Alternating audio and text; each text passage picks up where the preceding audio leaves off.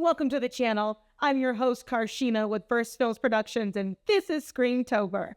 I'll be doing a video a day for 31 days up into Halloween, so let's get started.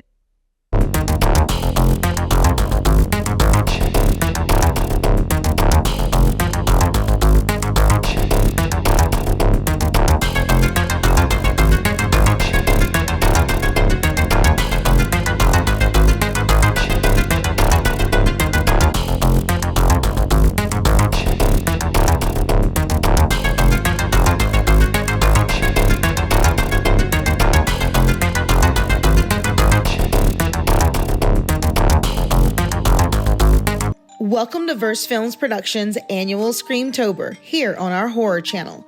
I'm your host, Carshénah, and I've got 31 days to get you in the mood for Halloween.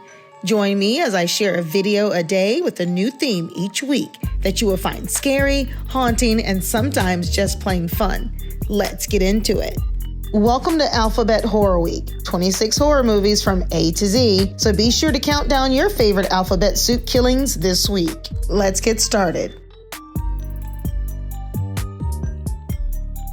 Lady in White, 1988. An author tells the story of how, as a young boy growing up in a 1960s small town, he was haunted after witnessing the murder of a little girl, starring a very young Lucas Haas. If you've seen him now, you remember him in Inception, The Revenant, Mars Attacks, and Witness. Jared Rushton, you'll remember him as the best friend to Tom Hanks' younger self in Big. He was also in Honey, I Shrunk the Kids movie franchise. Katherine Helmond, Alex Rocco, and Lynn Carew. Rated PG-13 and a runtime of 1 hour and 53 minutes. Streaming free on Tubi TV and Pluto. Locked in a school closet during Halloween 1962, young Frank witnesses the ghost of a young girl and the man who murdered her years ago. Shortly afterward, he finds himself stalked by the killer and is soon drawn to an old house where a mysterious lady in white lives. As he discovers the secret of the woman, he soon finds that the killer may be someone close to him. Lady in White is a more subtle horror flick with limited violence and no sex or nudity. The movie makes a lot of use of shadows to elicit its horror, and the answer to the mystery slowly but surely evolves. Moreover, it's also interesting to see a horror movie seen from the eyes of a child. The only problem I saw with Lady in White is that it tries too hard to tackle several unrelated themes within a horror movie framework. Is the filmmaker trying to make a horror film or a coming-of-age film or a social commentary on prejudice? Overall, this is a good film with no splashy special effects or over-the-top storylines. Just a simple, sweet movie.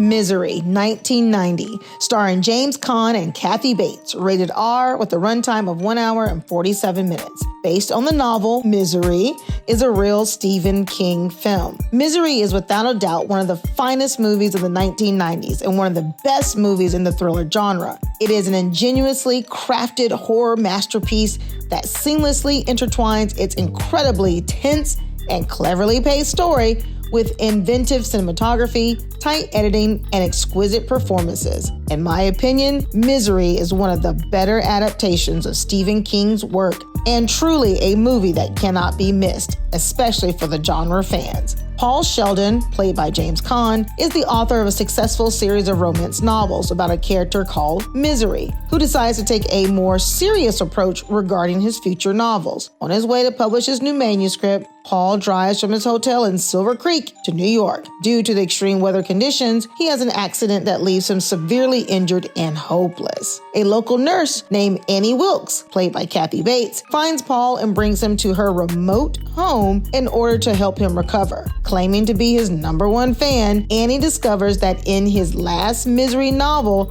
her favorite character dies, and then her obsession about him takes a dark and twisted turn as a long story of captivity and abuse begins. The direction by Rob Reiner is phenomenal, and on a Hitchcockian level, as the film has a plethora of perfectly crafted, suspenseful moments that have the audience on the edge of their seats, from the beginning to the amazing climax. The editing of the movie is also flawless, as the shots are specifically designed to induce tension in any moment they can. The movie received a lot of critical acclaim, especially due to Kathy Bates' chilling and memorable performance as Annie Wilkes that earned her the 1990s Leading Actress Oscar Award, which remains the only Oscar ever given to a Stephen King film adaptation. No matter how great Kathy Bates' Oscar-winner performance is, James Caan cannot go unnoticed, as it definitely qualifies as one of the best performances in his extensive career, despite how demanding and challenging his role as Paul Sheldon was. Now streaming on Max.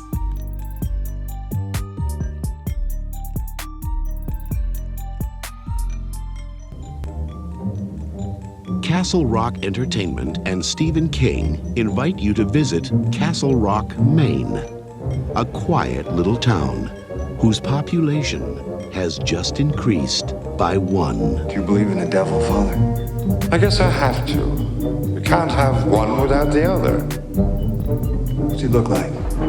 What the hell does he look like? May I take this opportunity to welcome you to Castle Rock on the good Lord's behalf? Why not?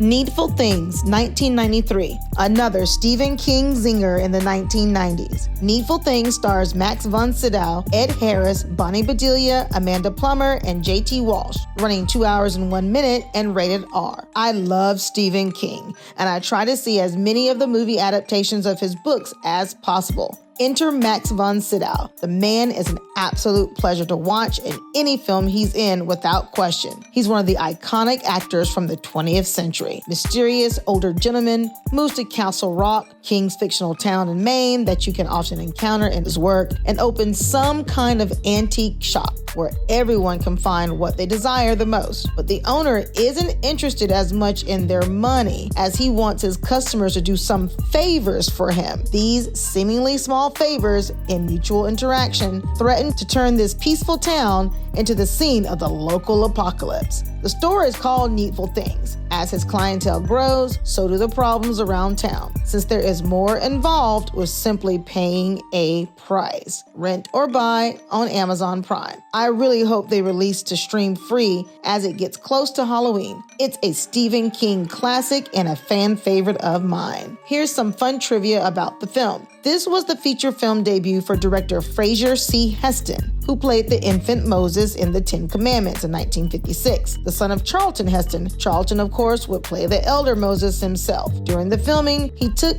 Max von Sydow, who played Jesus in The Greatest Story Ever Told in 1965, aside to discuss how he would play the upcoming scene. One observer noted, "That's something you don't see every day." Quote, "Moses telling Jesus how to play the devil." End quote. At one point in the movie, Max von Sydow sings a line of "My Favorite Things" from The Sound of Music. Amanda Plummer, also in Needful Things, is the daughter of Christopher Plummer, who played Captain Von Trapp in The Sound of Music.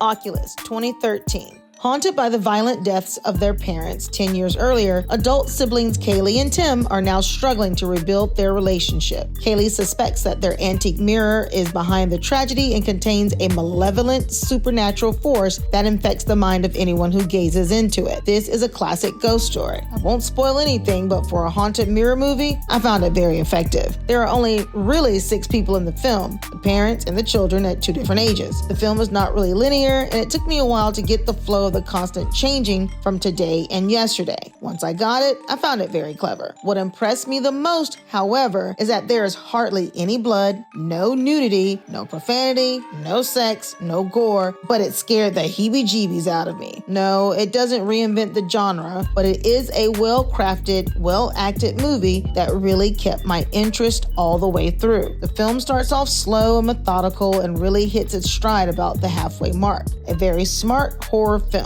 Streaming on Paramount Plus, Plex, and Pluto TV. Written and directed by Mike Flanagan, starring Karen Gillan and Brenton Thwaites. Runtime, 1 hour and 44 minutes, and it is rated R. I'll see you tomorrow. Promise me you'd never forget what really happened. I was 10 years old. Daddy? Tim. Snap out of it!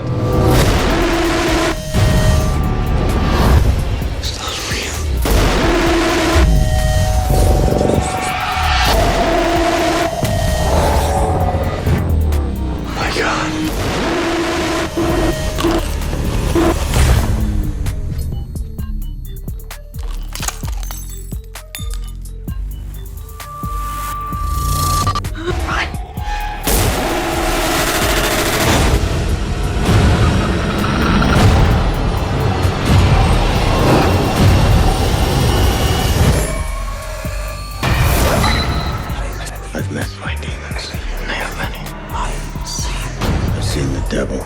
He hears me.